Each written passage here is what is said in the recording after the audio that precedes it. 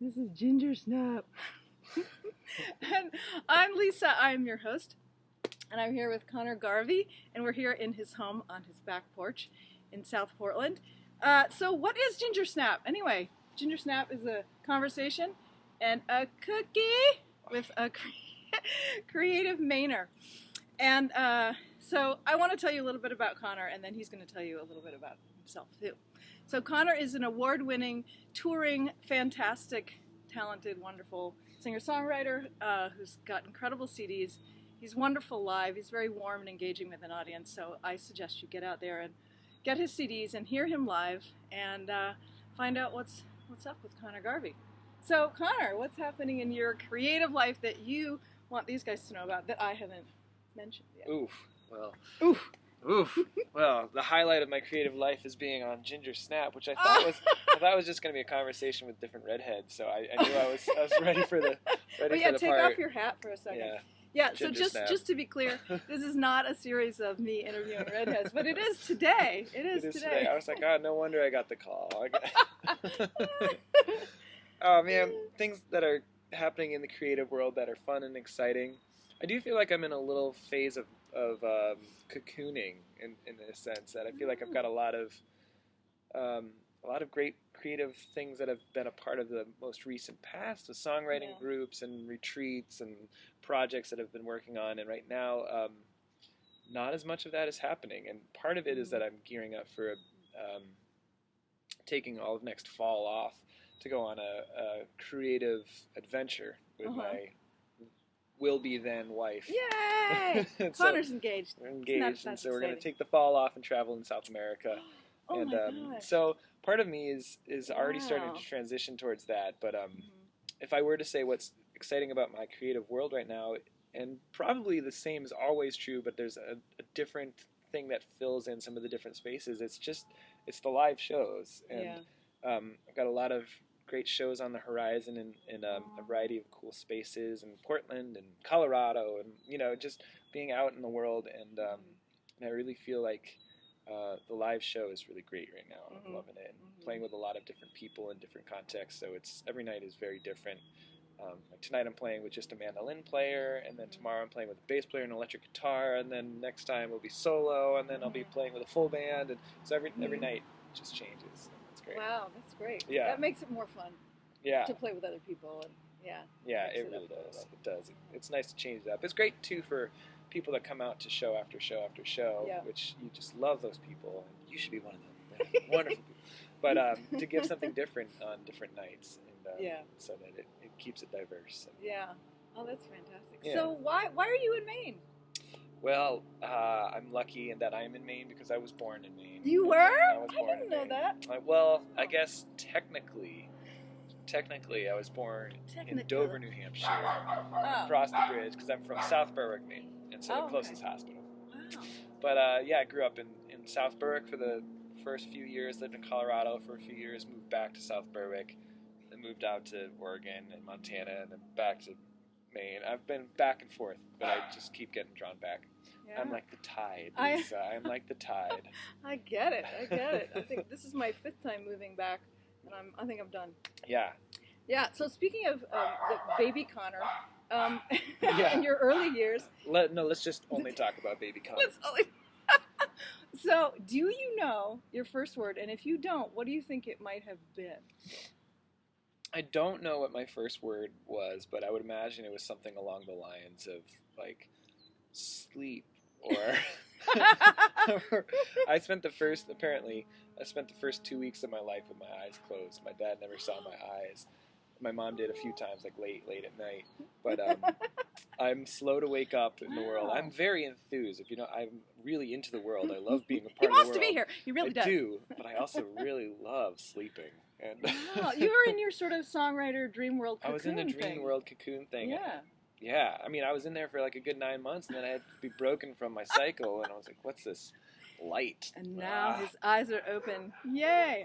Well, my first word was cookie, which is one of the reasons that I love cookies. And so this is a good time to talk about the cookies. So I stopped at Scratch Bakery. Thank you, Scratch. And this is an oatmeal raisin cookie with, I think, walnuts. So I'm going to have a little bite. And could you show our viewers, Connor, the cookie that I got you? It's as big as my hand. Gigantic. Not only is it gigantic, it has the best name, the crackled apple spice, which is a really difficult cookie to say 3 times fast. Yeah, but it's easy to eat 3 times fast. He's breaking it up. He's going in. Oh yeah. Yeah, I feel pretty lucky.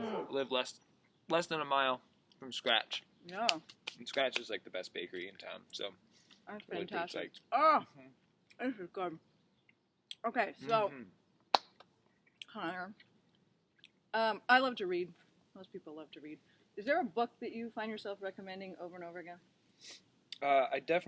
There's a few. I end up recommending Ishmael a lot. I love Ishmael. I think it's just a beautiful story, a unique approach to talking about the human condition, life condition, how to live intentionally, find different places of value and question, and just through a creative lens. But then also on a really just like heartwarming, fun, great book that maybe it's because I have a dog now, but I love The Art of Racing in the Rain. It's just a brilliant book told through the funny thing about both those books is they incorporate animal life in an interesting way. So Art of Racing in the Rain is told from a golden retriever's point of view in a family and the complex nature of what's happening in the family. But Ishmael isn't told from the gorilla's point of view, but it incorporates a talking guru character who happens to be a gorilla. So I guess I just like animals and recognizing the personification of animals or something. Wow. Yeah. That's a great recommendation. Both very Write good. that down, readers. Well, this is not a natural segue, but did you have a car in your childhood that if you could get it back, you would get it back? I wish I had a natural segue point. Well, actually, my car was named Ishmael. But, no, I definitely had a couple cars through the years that I would love to resurrect. My first car was a Dodge Dynasty, and we called it. I didn't even know there was one of them. We called it the Dynasty, and I think it was great. And sorry, Dodge. It was awesome. It's a great car. Just driving like big boat. Just kind of. Did it have that suspension that kind of? Yeah, and a bench front seat, plush bench front seat. Yeah, 1991. That was great. Wow. Nice car. All right. Well, Connor, we'll see what we can do. If there's any used car salesman watching, give Connor a call if you find a Dynasty. Used car donators. I don't think I'm gonna buy one. So, is there a song or an album? And I can say album. I'm old enough to say album. That you go back to again and again. That you learn from again and again. That you just like. That's sort of a touch point album or song. Yeah. I think a touch point album would be Black Sheep by Martin Sexton. Oh, so earlier Martin Sexton. I played the heck out of that thing. Yeah. Oh my gosh. Over and over again. Incredible. As well as Graceland, Paul Simon. I feel like it's such an obvious choice, but it makes so much sense why. It's just such an incredible album, and I love all the different contexts that you can listen to it. It's great for driving. It's great for intentionally listening. It's great for parties. It's just a perfect record. But more recently, in the last few years, there's a bunch of incredible songwriters out there, and Anais Mitchell just rocks my world. I just love her songwriting, and Rose Cousins, and so I find myself putting on a lot of their stuff, and so in particular, there's a newer Anais song called "Now You Know." That's just raw and really great, simple in structure type of song. There's a lot of kind of creative little songwriter things that you pick up on if you're looking for that, but if you're not, you're just like, wow, that's a very simple song, and it's incredible, and I just love that. And then Rose Cousins has this little EP that she put out recently called Stray Birds.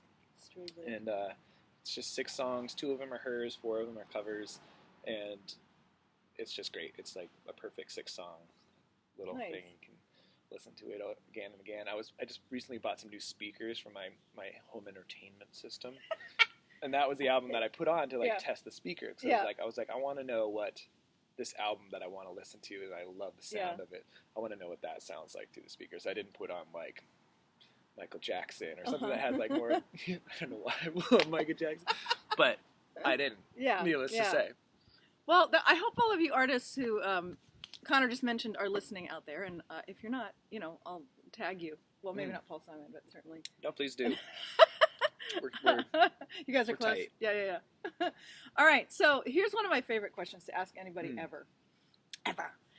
If a Hollywood movie was made about Connor Garvey's life, what genre would it be, and who would you like to have star as you in the lead role?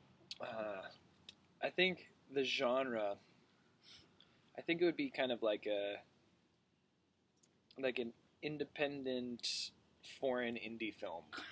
Wow. Like quirky, emotional, but kind of like Amelie, kind of artsy, but in general feel good, but like a nice soundtrack. I would hope. I'd really like for there to be a nice Perhaps soundtrack. your song. As yeah, that would be. Duh. Well, actually, I could. If I made the movie, I can guarantee that they would not be my songs. That would be such an awkward thing. Well, you could create a really great soundtrack. All the music that you love. Yeah, exactly. Wow, that sounds like get on that. Yeah, that's a great idea. I don't know if it'd be a very interesting movie, but I feel like we could find some quirkiness. And then I think for starring roles, the difference between who would I want to star in it, who do I think would star in it. Do both. Who would I want? I mean, I would love Brad Pitt to take that role, but no. I mean, are you listening, Brad? I think I don't know who I would want, but who I would picture in some ways is Adam Scott. Adam Scott, he's so funny. He's Ben great. on Parks and Rec. Yeah. And I feel like that's a good choice, when I was thinking about it, I was like, that guy, or at least that character that he plays in a few different contexts, I feel like kind of speaks a little bit of resonance to me, or like some kind of Wes Anderson type of character where there's like this quirky awkwardness that in some contexts is funny and in some contexts is just awkward. And I think given us like on stage, I feel like it works really well for me. And in certain social situations, I feel like it's just awkward. But I feel like that makes for great movie characters because like you can be intentional about how you use that for humor and for fun. Right. Similarly on stage, I feel like I hope and I feel like the character, like who I am on stage, has a certain level of awkwardness, but I'm so comfortable with it by now that I don't feel like it makes people feel awkward. Right. I feel like when somebody is really awkward on stage and the audience ends up feeling really awkward, I feel like that's a challenge for the audience. And and then so I hope that it isn't perceived as that. But I feel like quirky might be a better word. Yeah, quirky's a good word. Yeah. Okay, Adam Scott. Adam Scott. I hope you're listening too. Yeah. All right, so Connor, tell everybody your website so they can go and buy CDs and find out where he's playing. Oh, the website is connorgarveysongs.com, and you have to spell it CONNOR. So generally, I just say type in Connor Garvey into Google, and if you spell it wrong, it comes up right. Yeah. So it's the first thing that comes up, but it's not connorgarvey.com because that's a computer programmer, and he's been pretty successful. I've tried to buy him out a few times, but I think my offers have been like $50 and a Coke or something like that, and so. Or you could just type in, redheaded, comfortably awkward, awesome songwriter, and Connor will come up. Yeah, Carrot Top might as well, and that would be unfortunate. All right, I am Lisa Redfern, and if you want to know more about me or my music, or why my hair gets so big on muggy days. Mine too. That's why I cut it. You can look me up at lisaredfern.com. I'd like to once again talk about these great cookies from Scratch Bakery. Please check out Scratch Bakery if you don't know about them already. And I think that's all. Thank you so much, awesome. Connor. Thanks, Lisa. And this has been Gingersnap.